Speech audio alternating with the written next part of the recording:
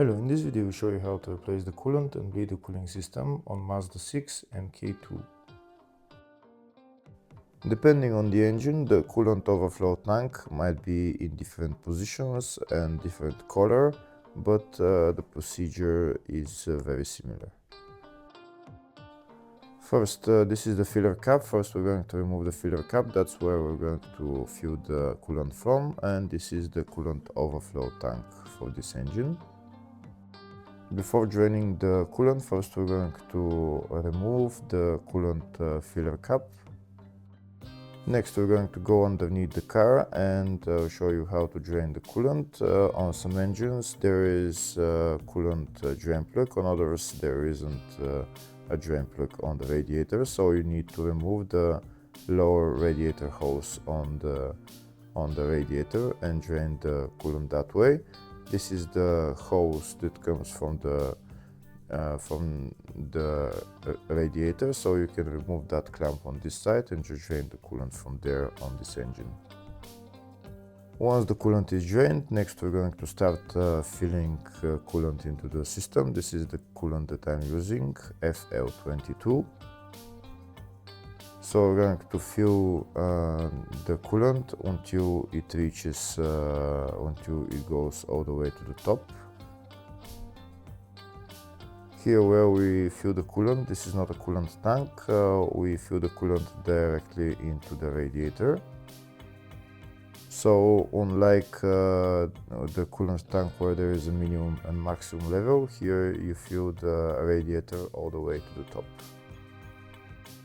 And afterwards we're going to look at the minimum and maximum level at the coolant overflow tank. So we continue to fill coolant until it goes up all the way, and then afterwards you're going to see how there is going to be air bubbles coming out, and the coolant level will drop down. So we'll continue to fill until there is no more air bubbles.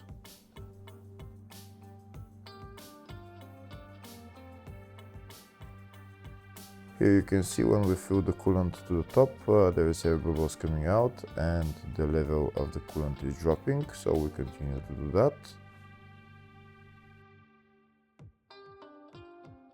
If the video is useful, please like and comment on the video and subscribe to the channel to see more videos like this.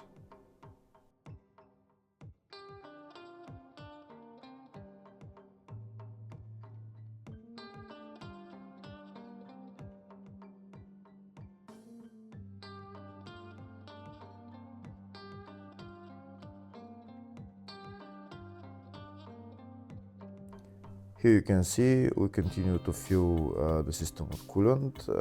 There is still more air bubbles coming out and the coolant level is dropping, so we continue to do that. And now we're going to open the coolant overflow tank and fill coolant just above the minimum level.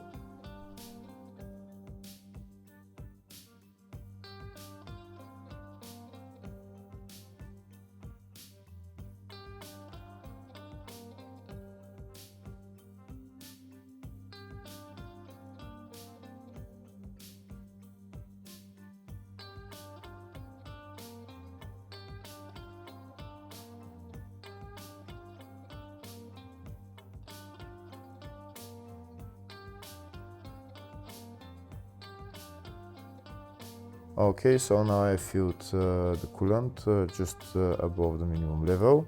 Next I'm going to press the upper radiator hose as well, and I'm going to continue to fill some coolant into the radiator.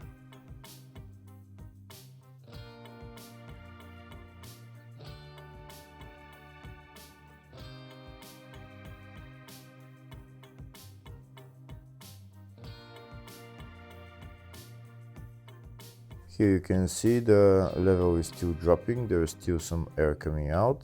Now next I'm going to press the upper radiator hose just because it's in a high spot, just to make sure there is no air in there. Just continue to squeeze the hose until there is no air coming out from there. And once you stop squeezing the hose, then fill the coolant up to the top again.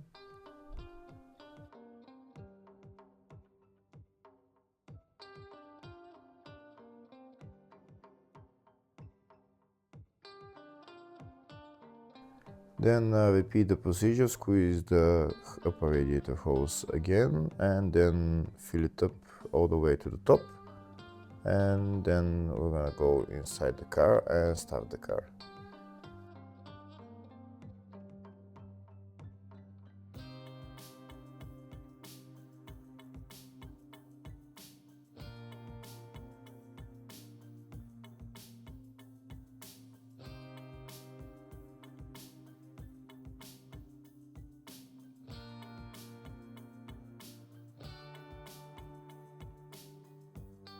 Now I'm going to remove the funnel and we'll see the level of the coolant. You can see here it's almost all the way to the top. Now we go inside the car, turn the ignition on and don't start the car just yet. Go to the heater and turn the heater to the maximum temperature. The maximum temperature on this car is 29 degrees. Then turn the blower motor to the lowest setting or to the number one setting, not to the 0, the number one setting. This way the heater valve on the heater core opens, and then coolant will flow into the heater core. Next we're going to start the car and let the car run until it goes to normal operating temperature. For the car to go to normal operating temperature, it will usually take about 15-20 minutes. So we can go outside the car and just look at the level of the coolant and fill it as necessary. Now we're going to see the level of the coolant. We can see the level of the coolant dropped. The car is running right now. We're going to press the upper radiator hose for a little bit just to make sure there is not air in there. And then I'm going to put my funnel on and start adding coolant until again goes all the way to the top.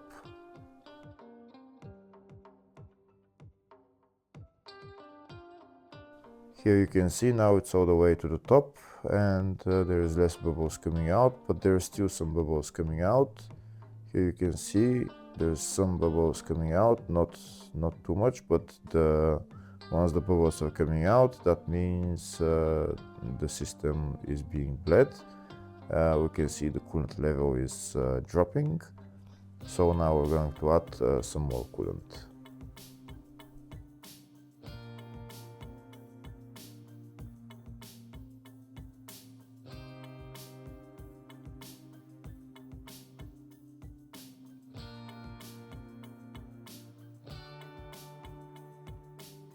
Now we can see that when we add coolant, there is no more air bubbles coming out, so that means the system has almost been bled all the way. There's still some coming out, but not too much. Now I'll show you the level of the coolant in the overflow tank. You can see just a little bit above the minimum level. When you turn off the car, you can add the coolant to go to the maximum level. Here we can see the coolant is still to maximum level, so now we're gonna go inside the car and check the temperature. We can see the temperature is almost in the middle between hot and cold, so that means the temperature is almost at a normal operating temperature. Next we're going to rev the engine for maybe a minute or two, just to help it warm faster. Just hold the RPM to around 2000 RPM just for maybe 30 seconds, minute and a half, depends on how fast the car will warm up. Once the car warms up, then the heater should start blowing hot air. If the heater starts blowing hot air, that means the coolant system has been bled. I'm going to turn up the heater blower motor, and I will wait for the hot air to start coming out. Once the hot air starts coming out, that means the system has been bled, and then we can turn off the car. In my case, there is hot air coming out, so that means I can turn off the car and just add coolant as necessary into the radiator. First, I'll add coolant into the coolant overflow tank, just do it to the maximum level, and then I'm going to add coolant into the radiator.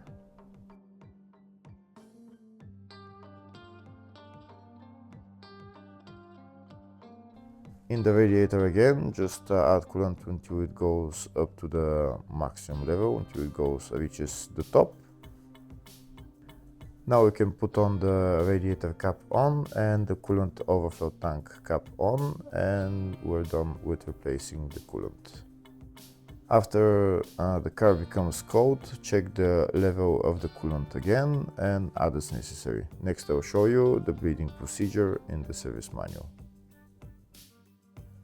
Hopefully the video was helpful. Please like and comment on the video and subscribe to the channel. Thank you.